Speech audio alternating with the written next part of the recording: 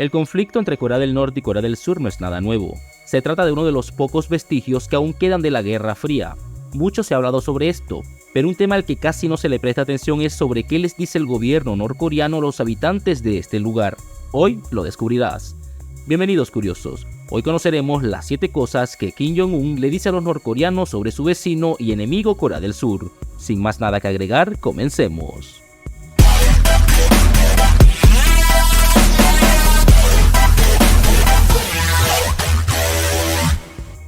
Número 1. Un capitalismo explotador. En la narrativa norcoreana, Corea del Sur es retratada como un país donde el capitalismo ha generado una profunda desigualdad social y explotación de la clase trabajadora. Se enfatiza la existencia de una élite rica y poderosa que oprime a la gran mayoría de la población. Se muestra a los empresarios y grandes corporaciones como explotadores despiadados que se benefician de la mano de obra barata y condiciones laborales precarias. El objetivo de esta representación es resaltar las supuestas virtudes del sistema socialista en Corea del Norte. Se presenta a este país como una sociedad más igualitaria y justa, donde el Estado vela por el bienestar de sus ciudadanos y la propiedad y los medios de producción están controlados por el Estado para garantizar una distribución equitativa de los recursos. Sin embargo, las personas que viven por debajo de la línea de la pobreza en el norte son de 43%, mientras que en el sur es solo del 14%. Número 2. Un país manipulado por Estados Unidos. Corea del Sur es retratada como un títere de Estados Unidos y se afirma que su gobierno está completamente controlado e influenciado por Washington. Esta representación se basa en la percepción de que Corea del Sur depende en gran medida de Estados Unidos para su seguridad y política exterior. La propaganda norcoreana argumenta que Corea del Sur no tiene una verdadera autonomía política y que las decisiones importantes son tomadas por Estados Unidos.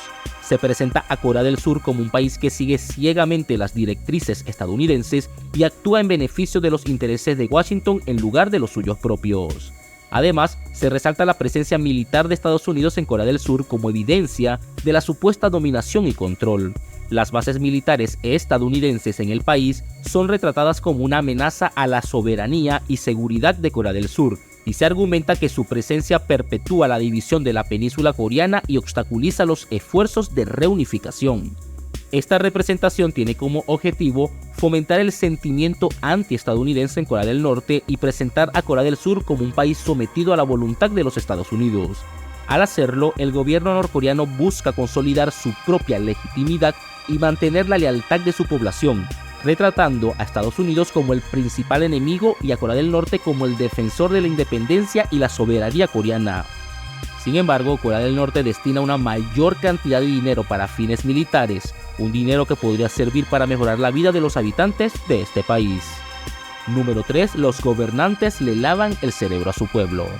Para los líderes del norte, Corea del Sur está inundada de propaganda occidental y que su población ha sido sometida a un lavado de cerebro por parte de los medios de comunicación y la cultura estadounidense. Se presenta a Corea del Sur como un país donde los ciudadanos están expuestos constantemente a influencias extranjeras que socavan sus tradiciones y valores autóctonos. En la propaganda norcoreana se enfatiza la idea de que los medios de comunicación, la música, las películas y las redes sociales en Corea del Sur están diseñados para manipular la opinión pública y promover una agenda occidental y capitalista. Se argumenta que la población surcoreana ha sido condicionada para adoptar estilos de vida y valores extranjeros en detrimento de su propia identidad y cultura nacional.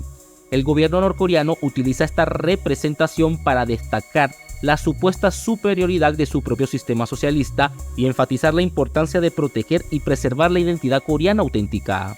Se presenta a Corea del Norte como un bastión de la pureza y la resistencia contra las influencias extranjeras.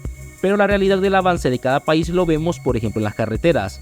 El 97% de las carreteras del norte están sin pavimentar, mientras que en el sur solo llegan al 8%. Número 4. Un país militarmente agresivo. Según la narrativa norcoreana, Corea del Sur es retratada como un país hostil y agresivo que busca la reunificación forzada bajo su control. Se presenta a Corea del Sur como un aliado de Estados Unidos en su supuesta intención de invadir y dominar Corea del Norte. Además, se argumenta que Corea del Sur está constantemente preparándose para una confrontación militar y que su gobierno apoya las políticas agresivas de Estados Unidos en la región. Otra de las cosas que hacen es retratar a Corea del Sur como un país que amenaza la paz y la estabilidad en la región, destacando las adquisiciones de armas y tecnología militar avanzada. Se argumenta que Corea del Sur está aumentando su capacidad militar con el objetivo de llevar a cabo acciones ofensivas contra Corea del Norte.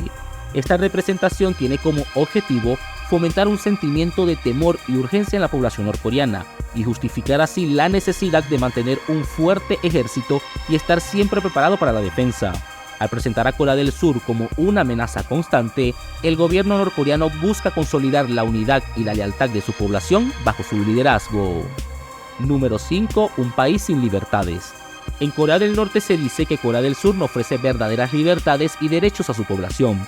Se presenta al sur como una sociedad donde la gente vive bajo una ilusión de libertad, pero en realidad está restringida y controlada por el gobierno y las élites.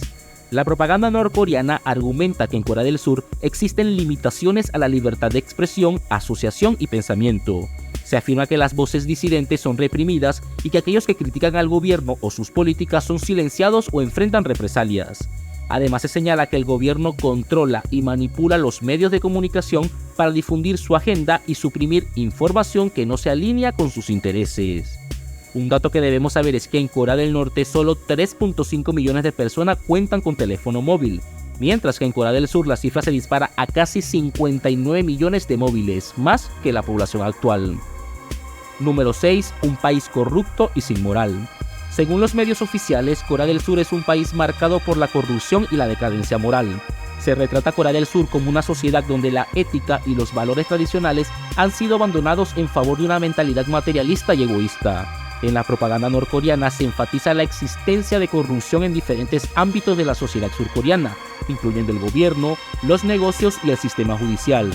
Se argumenta que las élites y los poderosos se benefician de forma desproporcionada, mientras que la gran mayoría de la población lucha por sobrevivir. Se resalta la impunidad y la falta de rendición de cuentas de los actos corruptos.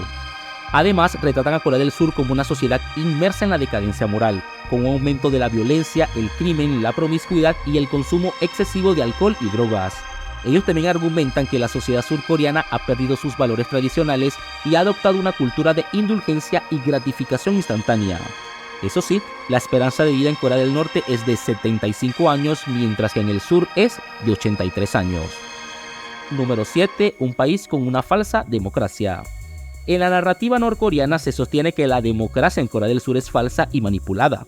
Se argumenta que las elecciones y el sistema político está diseñado para perpetuar el poder de las élites y mantener el statu quo en lugar de representar verdaderamente la voluntad del pueblo. Según la propaganda norcoreana, los partidos políticos en Corea del Sur están controlados por intereses económicos y poderosos grupos de presión. Ellos argumentan que las élites tienen un control significativo sobre el proceso político y que utilizan su influencia para mantener su poder y enriquecerse a expensas de la mayoría de la población. Además, aseguran que existen restricciones y limitaciones a la libertad de expresión y a la participación política. Sostienen que las voces disidentes son marginadas o suprimidas y que aquellos que critican al gobierno o a las políticas establecidas son silenciados o enfrentan represalias.